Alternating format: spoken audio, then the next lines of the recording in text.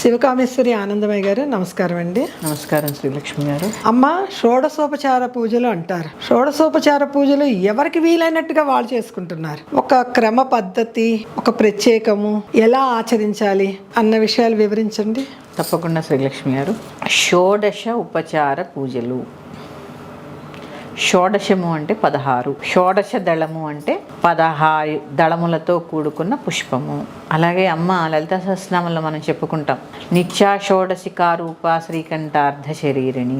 16 కళలతో అమ్మ కొలువై ఉంది. ఈ 16 ఉపచారాలు అంటే ఏమిటి? ఇప్పుడు మీ ఇంటికి ఒక అతిథి వచ్చారనుకోండి, మనకి సంస్కృతిలో సనాతన ధర్మంలో ఉన్నది ఏంటి అంటే మాతృదేవో భవ, పితృదేవో భవ, ఆచార్య దేవో భవ, అతిథి దేవో భవ ఉంది కదా. ఈ అతిథిని ఎలా సత్కరించాలి అనేది తెలిస్తే ఈ షోడశోపచార పూజలు అర్థమైపోతాయి. ఇక్కడ మరి భగవంతుడు అతిథి మీరేనా, ఒకటేనా అని మీకు సందేహం రావచ్చు. అవునండి. మరి మీ దేవుడి దగ్గర కూర్చుని ధ్యానం అని ఒక ధ్యాన శ్లోకం చదువుతారు. మహాలక్ష్మీ నమః ఆవాహయామి. పిలిచారా లేదా? పిలిచాము. పూజ నేను ధ్యానం చేశాను, ఆవాహయామి రా మా ఇంటికి పిలిచారా? ఆవాహనం అంటే ఏంటి? కూర్చోమని కదా. ఇప్పుడు మరి ఆ వచ్చిన దేవత కదా, మహాలక్ష్మి అవ్వచ్చు, లలిత అవ్వచ్చు, విష్ణుమూర్తి అవ్వచ్చు, శివుడు అవ్వచ్చు, ఏ దేవత అయినా అవనియండి. మీరు పిలిచినప్పుడు వారు ఖచ్చితంగా వస్తారండి, ఖచ్చితంగా వస్తారు. అంటే అమ్మ, ఒక చిన్న సంశయం చెప్పండి. మన దేవుని మందిరంలో మనం చాలా కొంతవరకు అన్ని దేవుళ్ళని పెట్టుకుంటాం కదండి. ఏ దేవుణ్ణి ఆహ్వానించాలంటారు? ఏ దేవుణ్ణి అంటే మీరు ఏ పూజ చేస్తే ఆ పూజ ఆరాధన. సోమవారం ఉంది, శివుణ్ణి పిలిచారు, ఇప్పుడు ఇదే కదా కావాల్సింది. మంగళవారం ఆంజనేయ స్వామిని పిలిచారు, బుధవారం విష్ణుమూర్తిని పిలిచారు, గురువారం దక్షిణామూర్తిని పిలిచారు, శుక్రవారం లక్ష్మీదేవిని పిలిచారు, శనివారం వెంకటేశ్వర స్వామిని పిలిచారుగా. పిలిచాము. ఏ దేవతనైనా పిలవండి, ఆ రోజుకి ఆయన అతిథేగా. అతిథే.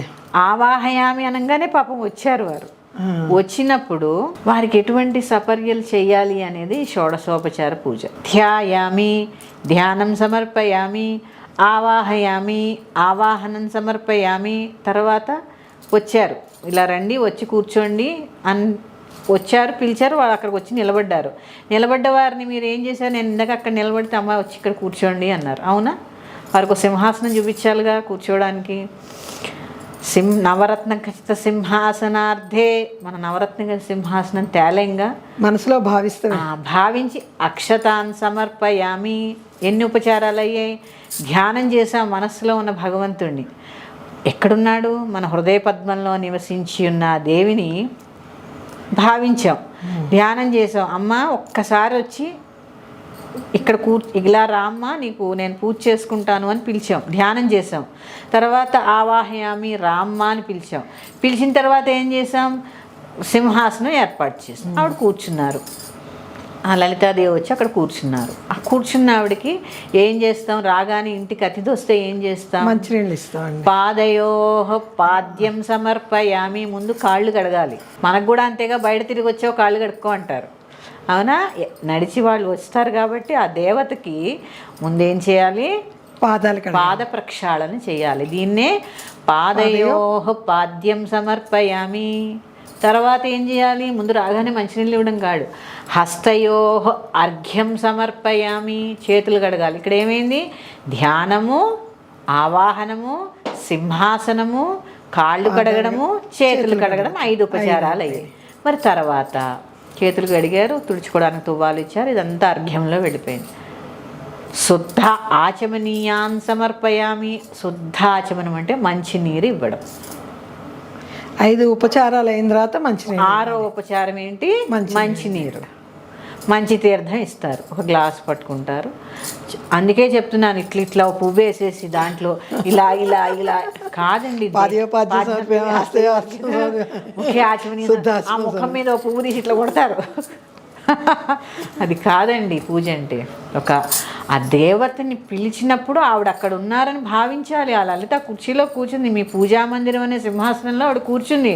ఆ వచ్చిన ఆవిడ ఎంతండి, ఆవిడ పేరే ఏంటి? లలిత. అంటే చాలా లలితమైనది, లలితమైనది. ఓ పువ్వు ఇట్లా ఇసిరేస్తారు ఆవిడ మొహాన్ని, అంతేనా? ఇట్లా తీస్తారు, ఇట్లా ఇసిరేస్తారు. అంటే శ్రద్ధ ఏది? శ్రద్ధ లేదు. శ్రద్ధ కావాలి. శ్రద్ధ భక్తి. కాళ్ళు కడుగుతున్నట్టు భావన చేయండి. పాదయోహ పాద్యం సమర్పయామి. లలిత అష్టోత్తరంలో ఒక నామం, భావనామాత్ర సంతుష్ట హృదయాయే నమః, ఒక నామం. అంటే ఆ భావన చేసినప్పుడే ఆవిడ వచ్చి కూర్చుంటుంది. నేను పాదములు కడిగాను, అమ్మవారి యొక్క చేతులు కడిగాను, మంచి వెండి గ్లాస్తో తీసుకెళ్ళి ఆవిడకి మంచినీరు ఇచ్చాను. సరే, మంచినీరు ఇచ్చారు.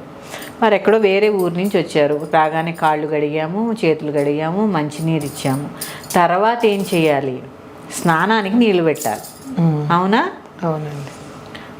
తర్వాత శుద్ధాచమనీయాన్ సమర్పయామి. తర్వాత మంచినీరు తర్వాత శుద్ధోదక స్నానం సమర్పయామి. శుద్ధోదక స్నానం. శుద్ధ ఉదక స్నానం అంటే శుద్ధమైన, ఉదకము అంటే నీరు కదా.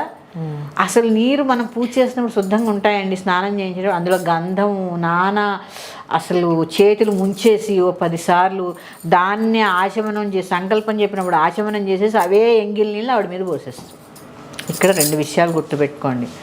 మనం ఆచమనం చేయడానికి వేరే పాత్ర పెట్టుకోవాలి, అమ్మవారికి ఉపచార పూజలు చేసినప్పుడు వేరే పాత్ర పెట్టుకోవాలి. మనం ఎంగిలి చేసిన మన ఉచ్చిష్టము ఆవిడ మీద ఎట్లా జల్లుతాం? మీరు ఎంగిలి చేసిన నీళ్ళు మీ ఇంటికి వచ్చిన అతిథికి ఇస్తారా? ఇవ్వం కదండి. మరి అదే మీరు కేశవాయ స్వహ, నారాయణాయ స్వహ, మాధవాయ స్వహ అని చేసుకున్న నీటిలోనే ఓ పువ్వు పడేసి అవే ఎంగిలి నీళ్ళతో ఆవిడ కాళ్ళు కడుగుస్తారు, అదే ఎంగిలి నీళ్ళతో చేతులు కడుగుతారు, అదే ఎంగిలి నీళ్ళతో మంచినీళ్ళు ఇస్తారు, అదే ఎంగిలి నీళ్ళతో స్నానం చేయిస్తారు. తప్పు. ఎందుకని ఇక్కడ మార్చుకోవాల్సిన మా స్త్రీమూర్తులు అందరూ వినండి. మా సోదరిమణులు చక్కగా ఆచమన పాత్ర ఒకటి, దేవికి ఆ ఉపచార పూజలు భగవంతుడికి ఉపచార పూజలు చేసినప్పుడు వేరే పాత్ర, ఇవి 2 పెట్టుకోండి.